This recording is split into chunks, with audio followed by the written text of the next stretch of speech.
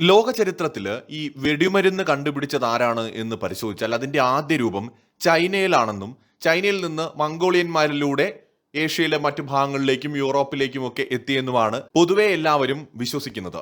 എന്നാൽ യഥാർത്ഥത്തിൽ ഗൺ പൗഡറിന്റെ ആദ്യ രൂപം നമ്മുടെ പുരാതന ഭാരതത്തിൽ തന്നെയാണ് ഉണ്ടായിരുന്നത്. ഇത് അറിയപ്പെട്ടിരുന്നത് പല പേരുകളിലാണ്. അതിലൊരു പേര് അഗ്നിചൂർണം എന്നാണ്. ഈ അഗ്നിചൂർണമാണ് ഇന്നത്തെ മിസൈലുകളുടെയും റോക്കറ്റുകളുടെയും തോക്കുകളുടെയും ഒക്കെ ആദ്യ രൂപം എന്ന് വേണമെങ്കിൽ പറയാം. അതിൽ നിന്നാണ് പിന്നീട് ഇന്നീ കാണുന്ന ഡെവലപ്മെന്റ് എല്ലാം ഉണ്ടാവുന്നത്. അഗ്നിചൂർണം ഉപയോഗിച്ചുകൊണ്ടുള്ള ആയുധങ്ങൾ പുരാതന ഭാരതത്തിൽ ഉണ്ടായിരുന്നു.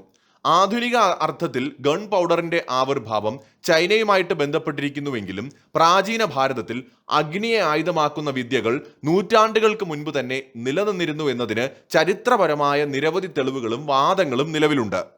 ചൈനയിൽ ഏകദേശം 9-ാം നൂറ്റാണ്ടിൽ വെടിമരുന്ന് വികസിപ്പിച്ചെടുത്തുവെന്ന് ചരിത്രകാരന്മാർ പറയുമ്പോൾ തന്നെ അതിനും വളരെ മുൻപ് തന്നെ ഭാരതത്തിൽ അഗ്നിചൂർണം പ്രചാരത്തിൽ ഉണ്ടായിരുന്നുവെന്ന് പണ്ഡിതന്മാർ വാദിക്കുന്നു. കൗടില്യന്റെ അർത്ഥശാസ്ത്രം പോലെയുള്ള പ്രാചീന ഗ്രന്ഥങ്ങളിൽ അഗ്നിയോഗങ്ങൾ എന്ന പേരിൽ ശത്രുവിന്റെ കോട്ടകളിലും മറ്റും തീപിടിപ്പിക്കാൻ ഉപയോഗിച്ചിരുന്ന രാസമിശ്രിതങ്ങളെക്കുറിച്ച് പ്രതിപാദിക്കുന്നുണ്ട്. ഈ ചൂർണത്തിന്റെ നിർമ്മാണത്തെക്കുറിച്ച് 13-ാം നൂറ്റാണ്ടിലെ ശുക്രനീതി എന്ന ഗ്രന്ഥത്തിൽ വ്യക്തമായ പരാമർശമുണ്ട്. നാളികാസ്ത്രം എന്ന പേരില് തോക്കിന്റെ ഒരു പ്രാചീന രൂപത്തെക്കുറിച്ചും ഈ ഗ്രന്ഥത്തിൽ കൃത്യമായി പ്രതിപാദിക്കുന്നുണ്ട്. അത് ഉപയോഗിക്കേണ്ട രീതിയും അതിൽ ഉപയോഗിച്ചിരുന്ന പൊടിയെക്കുറിച്ചും വിശദമായി വിവരിക്കുന്നു. ഇതിൽ നിന്ന് ഇന്നത്തെ രൂപത്തിലുള്ള തോക്കുകളുടെയും പീരങ്കികളുടെയും ഒക്കെ ആദ്യ രൂപം പുരാതന ഭാരതത്തിൽ നിന്ന് തന്നെ ആരംഭിച്ചു എന്ന് മനസ്സിലാക്കാൻ സാധിക്കും. ഇനി അതിനും പുറകിലേക്ക് നമ്മൾ പോവുകയാണെങ്കിൽ മഹാഭാരതം, രാമായണം തുടങ്ങിയ ഇതിഹാസങ്ങളിൽ പരാമർശിക്കുന്ന ദിവ്യാസ്ത്രങ്ങൾ വെറും മിത്തുകളല്ല എന്നും അത് അക്കാലത്തെ ഉന്നതമായ ശാസ്ത്രജ്ഞാനത്തിന്റെ പ്രതിഫലനമാണ് എന്നും ഗവേഷകർ വിശ്വസിക്കുന്നു. ആഗ്നേയാസ്ത്രം, പാശുപതാസ്ത്രം, അതുപോലെ വരുണാസ്ത്രം തുടങ്ങിയവയെല്ലാം പ്രയോഗിക്കുമ്പോൾ ഉണ്ടാവുന്ന തീജ്വാലകളോ ശബ്ദമോ ഉഗ്ര സ്ഫോടന ശേഷിയോ ഒക്കെ തന്നെ അക്കാലത്തെ മനുഷ്യന്റെ ഏറ്റവും മികച്ച ശാസ്ത്രജ്ഞാനത്തിന്റെ തെളിവുകളാണ്. മാത്രമല്ല, ഈ ആയുധങ്ങളുടെ പ്രത്യേകത എന്ന് പറയുന്നത് ഇവ മന്ത്രങ്ങൾ ഉപയോഗിച്ച് പ്രവർത്തിക്കുന്ന തരത്തിലാണ് നമ്മൾ മനസ്സിലാക്കിയിരിക്കുന്നത്. അതായത് പ്രത്യേകതരം ഒരു മന്ത്രം ഉപയോഗിച്ചാൽ മാത്രമാണ് ഇത്തരം അസ്ത്രങ്ങൾ ആക്ടിവേറ്റ് ആവുക. ഇത് ഒരു തരത്തിൽ വോയിസ് ആക്ടിവേറ്റഡ് സാങ്കേതിക വിദ്യയോ അല്ലെങ്കിൽ കൃത്യമായ ട്രിഗറുകളോ ആയിരുന്നിരിക്കാം എന്നതാണ് കൗതുകകരമായ ഒരു സാധ്യത. ഇത് എങ്ങനെയാണെന്ന് വിശദമായി നോക്കിയാൽ, ഒരു ലോഹം കൊണ്ടുള്ള ആയുധത്തിൽ അല്ലെങ്കിൽ വെടിമരുന്ന് പോലുള്ള മിശ്രിതത്തിൽ ഒരു അക്കോസ്റ്റിക് സെൻസർ, അതിന് സമാനമായ ഒരു സംവിധാനം അക്കാലത്ത് ഉണ്ടായിരുന്നിരിക്കാം. പുരാതന കാലത്ത് നമ്മൾ ഇന്ന് ഉപയോഗിക്കുന്ന ടെക്നോളജിയെ കവച്ചു വയ്ക്കുന്ന ഒന്ന് ഉണ്ട് എന്ന് ചിന്തിക്കുന്നതിന് പകരം അന്നത്തെ സാഹചര്യങ്ങളിൽ രൂപപ്പെട്ട ഇന്ന് നമുക്ക് അജ്ഞാതമായ ഒരു ടെക്നോളജി ഉണ്ടായിരുന്നിരിക്കാം എന്ന് വിശ്വസിക്കുന്നതാണ് കൂടുതൽ സൗകര്യം. അപ്പോൾ ഈ മന്ത്രങ്ങൾ കൊണ്ട് ആക്ടിവേറ്റ് ആക്കുക എന്ന് പറഞ്ഞാൽ ശരിയായ ഒരു മന്ത്രം കൃത്യമായ സ്വരത്തിൽ പറയുമ്പോൾ അല്ലെങ്കിൽ ജപിക്കുമ്പോൾ ആ യന്ത്രം സജീവമാവുകയും അതിനുള്ളിലെ രാസപ്രവർത്തനം ആരംഭിക്കുകയും ചെയ്യുന്നു. ഇത് അബദ്ധത്തിൽ സ്ഫോടനം ഉണ്ടാകുന്നതോ അല്ലെങ്കിൽ അബദ്ധത്തിൽ ഇത് ആക്ടിവേറ്റ് ആവുന്നത് തടയാനോ വേണ്ടിയിട്ട് ഉപയോഗിക്കുന്ന ഒരു സുരക്ഷാ മാർഗം കൂടി ആയിരുന്നിരിക്കാം. അന്ന് മന്ത്രം എന്നതിനർത്ഥം ഒരു രഹസ്യ കോഡ് എന്നുകൂടിയാണ്. ഈ ആയുധങ്ങൾ കൈകാര്യം ചെയ്യാൻ അറിയാവുന്നവർക്ക് മാത്രമേ ആ മന്ത്രങ്ങളും അറിയാമായിരുന്നുള്ളൂ. മന്ത്രം ജപിക്കുമ്പോൾ നടക്കുന്ന കാര്യങ്ങൾ യഥാർത്ഥത്തിൽ ഒരുപക്ഷെ ഒരു രാസപ്രക്രിയയുടെ തുടക്കമായിരിക്കാം. ഇത് സാധാരണക്കാരെ സംബന്ധിച്ചിടത്തോളം ഒരു അത്ഭുതകരമായ കാര്യമാണ്. അതുകൊണ്ട് ചിലപ്പോൾ അതിനെ ദിവ്യാസ്ത്രമായിട്ട് കരുതിയതുമാകാം. ചില മന്ത്രങ്ങൾ ജപിക്കുമ്പോൾ പുക വരുന്നത് അല്ലെങ്കിൽ പെട്ടെന്ന് തീജ്വാല ഉയരുന്നത് ഇവ രാസമിശ്രിതങ്ങൾ തമ്മിലുള്ള ഒരു ക്രിയയാണ്. ഉദാഹരണത്തിന് പൊട്ടാസ്യം നൈട്രേറ്റിനൊപ്പം ചില പ്രത്യേക പദാർത്ഥങ്ങൾ ചേർക്കുമ്പോൾ അവ അന്തരീക്ഷത്തിലെ ഈർപ്പവുമായിട്ട് ചേർന്ന് പ്രതികരിക്കാം. മന്ത്രം ജപിക്കുന്ന സമയത്ത് ഈ മിശ്രിതം കൃത്യമായിട്ട് ശരിയായിട്ട് വിന്യസിച്ചാൽ അതൊരു വലിയ പ്രഭാവം ചിലപ്പോൾ ഉണ്ടാക്കിയേക്കാം. മഹാഭാരതത്തില് ആഗ്നേയ അസ്ത്രത്തെ കുറിച്ച് പറയുന്നുണ്ടല്ലോ. ഈ അസ്ത്രം പ്രയോഗിക്കുമ്പോൾ വലിയ തീജ്വാലകൾ ഉണ്ടാവുകയും ചുറ്റുമുള്ളതെല്ലാം ദഹിച്ചു പോവുകയും ചെയ്യുന്നുണ്ട്. അതുപോലെ ഈ നാരായണാസ്ത്രം എന്ന് പറയുന്നത് ആകാശത്ത് വലിയ ശബ്ദമുണ്ടാക്കുകയും പ്രകാശം സൃഷ്ടിക്കുകയും ചെയ്യുന്നു എന്നാണ് പറയുന്നത്. അപ്പൊ പുരാതന കാലത്ത് ഇതിന് സമാനമായ എന്തെങ്കിലും രാസമിശ്രിതങ്ങൾ ഉപയോഗിച്ചിരുന്നിരിക്കാം എന്നാണ് പല ശാസ്ത്രജ്ഞരും സംശയം പ്രകടിപ്പിക്കുന്നത്. ശബ്ദത്തിന് പദാർത്ഥങ്ങളെ സ്വാധീനിക്കാൻ കഴിയും. ഇത് ഒരു ശാസ്ത്രീയ സത്യമാണ്. ഒരു പ്രത്യേക ആവൃത്തിയിലുള്ള ശബ്ദം പുറപ്പെടുവിക്കുമ്പോൾ അത് പദാർത്ഥങ്ങളിൽ മാറ്റങ്ങൾ ഉണ്ടാക്കും. ഉദാഹരണത്തിന് ചില പ്രത്യേക ആവൃത്തിയിലുള്ള ശബ്ദം കേൾക്കുമ്പോൾ പൊട്ടിത്തെറിക്കുന്ന സ്ഫോടക വസ്തുക്കൾ ഇന്നത്തെ കാലത്ത് വികസിപ്പിച്ചിട്ടുണ്ട്.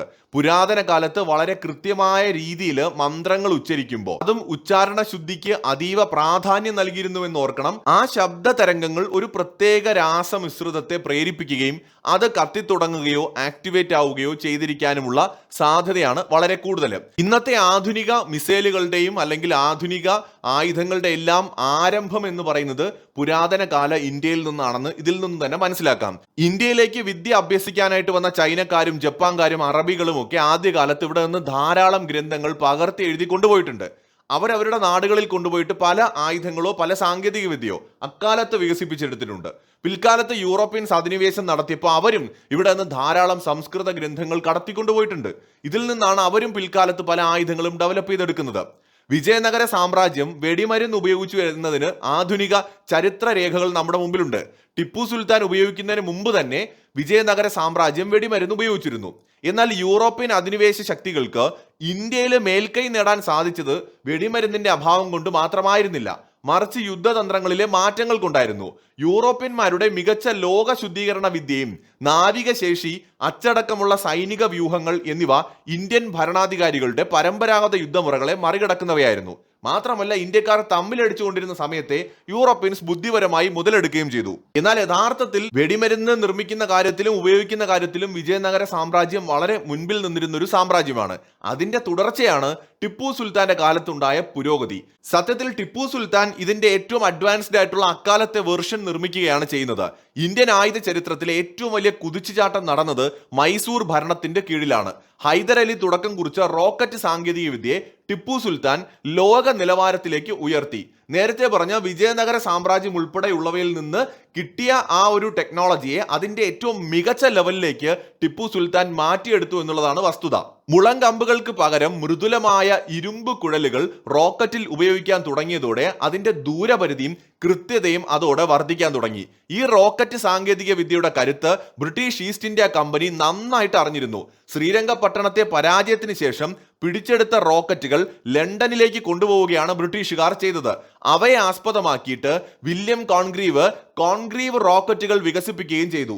ആധുനിക മിസൈൽ സാങ്കേതിക വിദ്യയുടെ ചരിത്രത്തിൽ ടിപ്പു സുൽത്താന്റെ കാലഘട്ടത്തിലെ സംഭാവന വളരെ പ്രധാനപ്പെട്ടതാണ്.